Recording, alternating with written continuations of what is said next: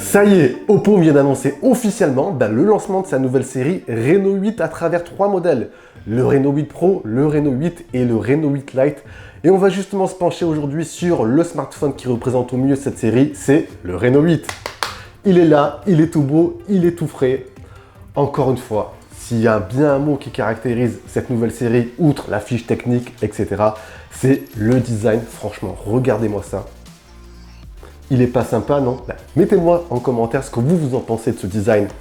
Plutôt sympa ou pas? Cette vidéo, elle est réalisée en partenariat avec Oppo et au passage, je les remercie énormément pour leur confiance. Après, bien évidemment, on tâchera durant cette vidéo, durant ce test, d'être le plus objectif possible.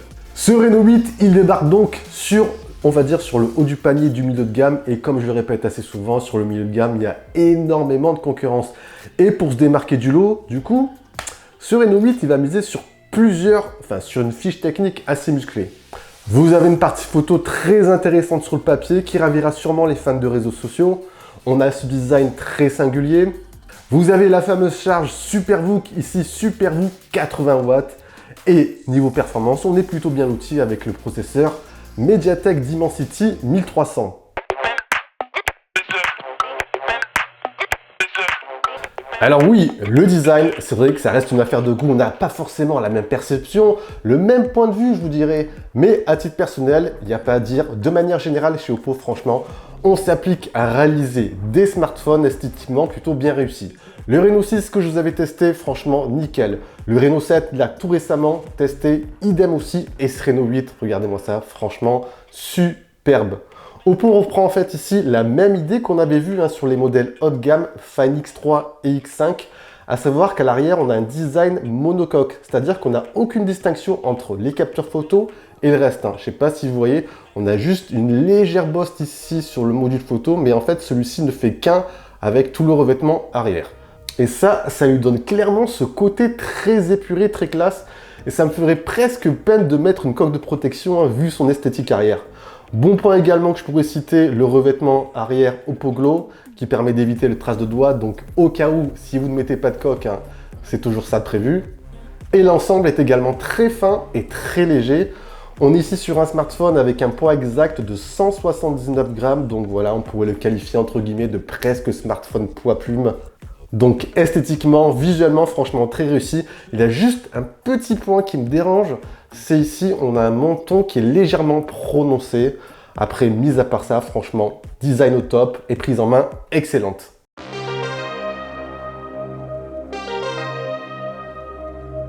Pour se démarquer aussi, ce Reno 8 il va miser aussi sur l'expérience photo à travers notamment deux capteurs qu'on avait déjà aperçus sur le Find X5 Pro. À savoir le capteur principal de 50 mégapixels, c'est le Sony IMX766. Bon, un capteur qui a déjà fait ses preuves sur le marché, qui délivre de bonnes performances. Et vous avez à l'avant toujours un capteur de chez Sony, le Sony IMX709 de 32 mégapixels. Allez, je vous montre ça, je vous montre quelques photos que j'ai prises, on va les checker ensemble. En 2 jours, franchement, au grand angle, les photos sont très belles. De toute façon, aujourd'hui, quasiment tous les smartphones milieu de gamme excellent pour les photos de jour. Je vous laisse regarder en même temps. On a des photos franchement bien détaillées, bien précises. Je fais des petits zooms parfois pour que vous voyez un tout petit peu. L'exposition est plutôt bien gérée, même lorsque je l'ai mise en difficulté. Franchement, nickel. Je vous conseille juste au passage d'éviter un petit peu le mode IA qui aura tendance à légèrement saturer les couleurs. Après, ça reste un point de vue personnel. Pour les amateurs ensuite comme moi du mode portrait, on aura le droit ici à un rendu plutôt bien maîtrisé. On a un flou d'arrière-plan qui est très naturel, très smoothie. Vous aurez de quoi vous amuser ici. Pour les clichés à l'ultra grand angle, alors globalement, c'est pas mal, même si on reste un ton en dessous par rapport au grand angle. La distorsion est bien gérée dans les angles. Par contre, on a une légère incohérence des couleurs avec le capteur principal. Je trouve que les couleurs sont un poil trop saturées. Là où je trouve ensuite qu'il est plutôt pas mal pour un smartphone milieu de gamme, c'est pour les photos de nuit. Le traitement logiciel appliqué par Oppo est globalement bien géré pour ce segment. Je vous ai pris quelques photos avec franchement peu de lumière ambiante et j'ai réussi à tirer des clichés qui sont bien retranscrits, qui arrivent à bien retranscrire la scène. Le mode nuit fait plutôt un bon taf pour éclaircir les zones d'ombre. La gestion du bruit, elle est correcte. Bref, pour les photos de nuit, franchement, pour un smartphone milieu de gamme, il fait partie du haut du panier. Concernant la vidéo, vous pourrez filmer en 4K 30 images par seconde avec le capteur principal.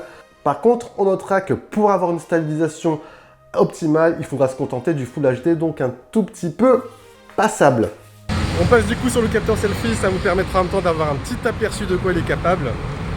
On notera ici qu'on a par contre, on sera limité à du 1080p, pas de 4K, avec par contre une bonne stabilisation qui fait bien le taf.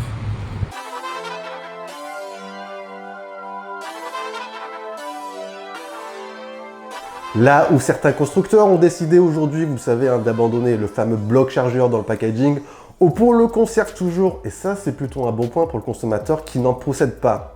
Et en plus de cela, Oppo est également connu pour sa fameuse charge SuperVOOC. On est ici sur du SuperVOOC 80 watts. Pour être plus clair ici, pour une recharge de 50%, comptez à peu près 12 minutes. C'est franchement ultra rapide. Et pour une recharge complète, à peu près 34 minutes. Bref, vous êtes pressé le matin, imaginons que vous avez oublié de recharger votre smartphone la veille. Vous le mettez 10-15 minutes et vous êtes parti. Vous êtes armé pour une bonne partie de la journée. Si c'est pas cool ça. Mais ce n'est pas fini, toujours sur le côté batterie. Oppo prévoit ici, pour être un petit peu plus serein sur le niveau, enfin sur la durée de vie de la batterie, une conservation jusqu'à 80% de sa capacité sur 1600 cycles, alors qu'habituellement on reste sur du 800 cycles. Hein. Donc ça c'est plutôt pas mal. Ce qu'il faut lire ici entre les lignes, c'est que votre batterie, elle va conserver au moins 80% de sa capacité durant au moins 4 ans, voire un tout petit peu plus, ce qui est franchement un gros point pour un smartphone milieu de gamme. Côté autonomie ensuite, je vous dirais qu'on est sur un smartphone qui se trouve sur la tranche moyenne. Ce n'est pas le smartphone le plus endurant, ni celui qui possède le moins d'autonomie. En usage basique, j'ai pu tenir ici à peu près une bonne journée, voire un tout petit peu plus. Donc ça reste tout à fait honorable.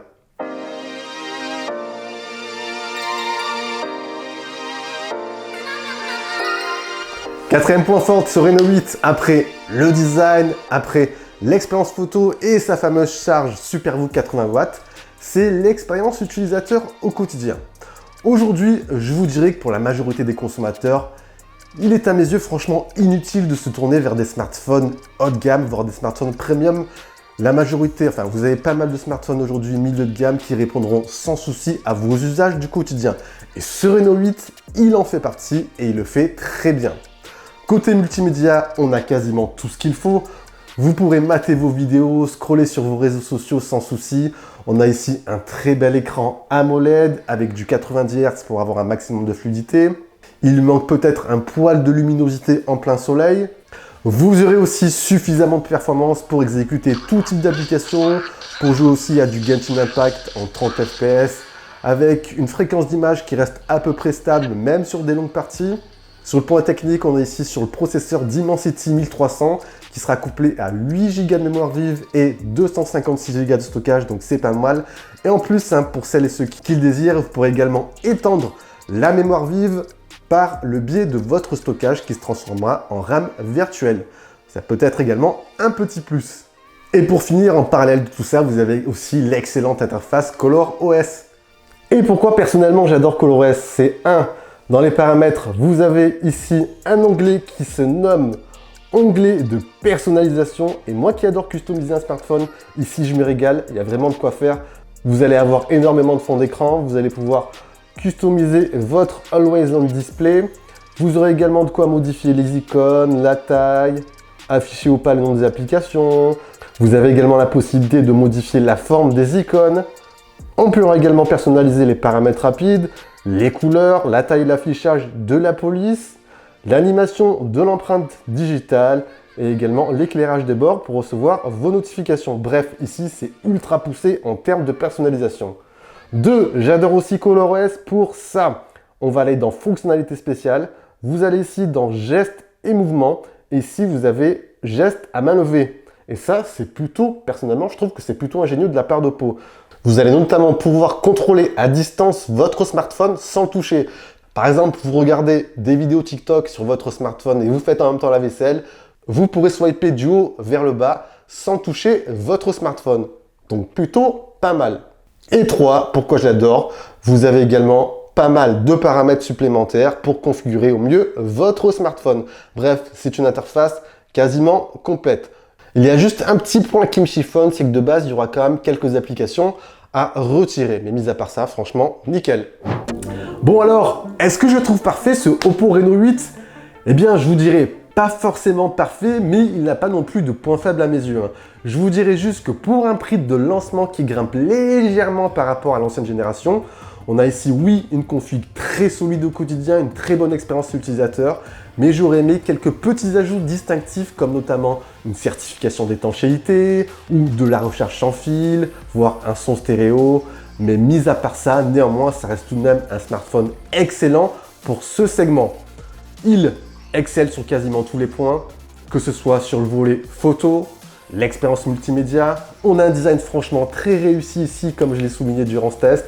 On a la charge SuperVOOC 80 watts et l'interface ColorOS. Bref, ça reste un smartphone franchement très recommandable aujourd'hui sur ce segment milieu de gamme. Côté tarif, ce Oppo Reno 8 arrive à un prix de lancement de 599 € et vous avez en plus une offre de lancement avec les écouteurs Oppo Enco offerts en parallèle et ça, c'est plutôt pas mal. Si vous êtes intéressé, je vous ai mis bien sûr tous les liens en bas dans la description. Et voilà les amis, on a fait un petit tour de ce Oppo Reno 8. Si vous avez apprécié, n'hésitez pas à vous envoyer le gros pouce bleu, vous partagez la vidéo. Si vous avez des questions sur ce Oppo Reno 8 ou sur les autres modèles, les Reno 8 Pro, Reno 8 Lite, n'hésitez pas, ça se passe aussi en bas. On n'oublie pas également de s'abonner à la chaîne si ce n'est pas fait, on active la petite cloche de notification et sur ce, je vous dis bien sûr à la prochaine. Prenez soin de vos proches et de vous, ça c'est le plus important. Allez, ciao ciao!